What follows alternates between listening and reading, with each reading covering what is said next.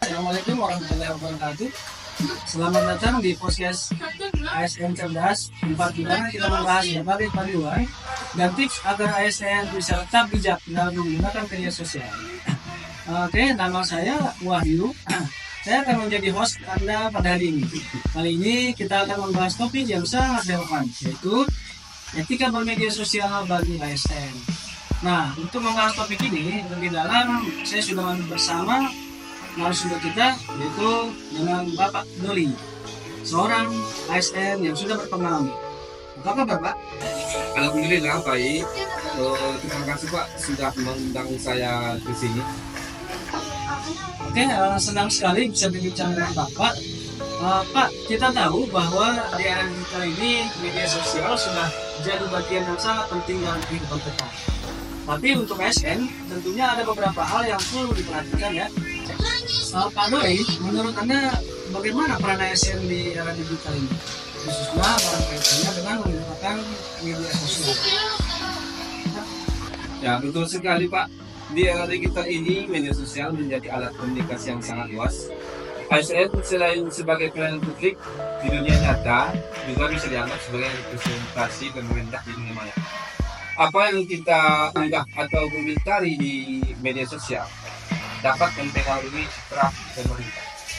Jadi, peran ASN yang sangat penting dalam menjaga kredibilitas dan kepercayaan publik tidak hanya di ruang kerja, tapi juga di media sosial. Berarti sebagai ASN kita tidak bisa sembarangan ya Pak ya? Dalam menggunakan media sosial ada tanggung jawab yang besar di dalam setiap postingan atau komentar yang kita buat. Ya, benar sekali. Sebagai ASN kita dituntut untuk lebih berhati-hati setiap kata dan tindakan yang kita lakukan, baik secara langsung maupun di media sosial, bisa mencerminkan instansi tempat kita bekerja. Jadi ASN tidak bisa lepas dari tanggung jawab tersebut. Terkait aturan, pasti ada regulasi yang mengatur penggunaan media sosial di ASN. Bisa Bapak jelaskan apa saja aturan hukum yang berlaku? Baik, ya ada beberapa aturan yang mengikat ASN dalam menggunakan media sosial. Salah satunya adalah UU ITE, di mana ASN dilarang keras menyebarkan hoaks, ujaran kebencian, atau konten yang bisa memecah belah masyarakat. Kemudian ada juga kode etik ASN yang harus dipatuhi. Salah satu poin utamanya adalah netralitas, terutama dalam politik. ASN harus menjaga sikap netral di media sosial dan tidak boleh terlibat dalam kampanye politik atau menyebarkan konten politik praktis begitu. Wah, itu poin yang sangat penting ya Pak. Jadi ASN harus benar-benar berhati-hati, terutama dalam hal politik ya Pak ya. Betul Pak. Sebagai ASN kita dilarang mendukung atau menentang partai politik secara terbuka, termasuk di media sosial. Hal ini untuk menjaga sikap kita sebagai ASN tetap netral dan profesional di mata publik. Oke Pak Nuri, kalau kita bicara soal tips, bagaimana cara ASN bisa tetap bijak dalam media sosial? Oke Pak, pertama ASN harus selalu menggunakan media sosial dengan bijak. Pastikan sebelum membagikan sesuatu, kita itu mengecek dulu kebenarannya. Jangan asal share. Apalagi kalau informasinya itu belum jelas atau belum diverifikasi. Itu yang pertama. Yang kedua, jaga etika berkomunikasi. Seringkali di media sosial terjadi perdebatan dan kadang bisa memanas. ASN harus menjaga sikap profesional,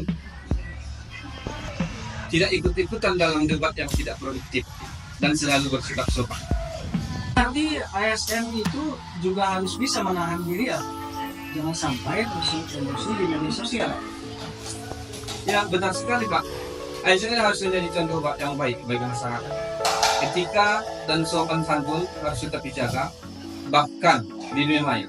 Selain itu penting juga untuk mematuhi kebijakan instansi terkait penggunaan media sosial.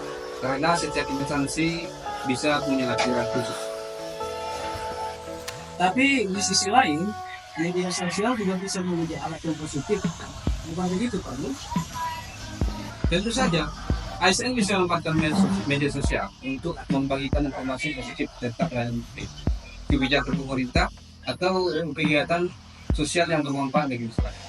Ini cara yang bagus untuk meningkatkan kepercayaan publik terhadap diri. Jadi, jika digunakan dengan benar, media sosial ini bisa menjadi sarana edukasi yang sangat efektif. Oke, Pak Nuri, saya paham. Jadi intinya, media sosial itu bisa menjadi alat yang bermanfaat bagi ASN selama digunakan dengan bijak dan bisa sesuai aturan. Bukan begitu, Pak? Ya, tepat sekali. ASN harus selalu berpikir kritis sebelum memposting sesuatu dan menggunakan media sosial sebagai alat untuk membangun komunikasi yang baik dengan masyarakat. Wow, ya sangat banyak sekali hal yang bisa kita pelajari pada hari ini. Terima kasih Pak Rudi atas insight-nya yang sangat bermanfaat. Semoga para ASN yang mendengar podcast ini bisa lebih bijak dalam menggunakan media sosial setelah mendengar pembahasan. Baik, sama-sama Pak. Semoga apa yang kita bahas hari ini bisa membantu rekan-rekan ASN dan menggunakan media sosial yang lebih bijak. Baiklah teman-teman ASN, itu tadi beberapa poin penting tentang etika bermedia sosial bagi ASN. Tetaplah bijak dalam bermedia sosial dan ingatlah selalu peran serta tanggung jawab kita sebagai ASN. Jangan lupa ikuti podcast kami di episode berikutnya. Sampai jumpa.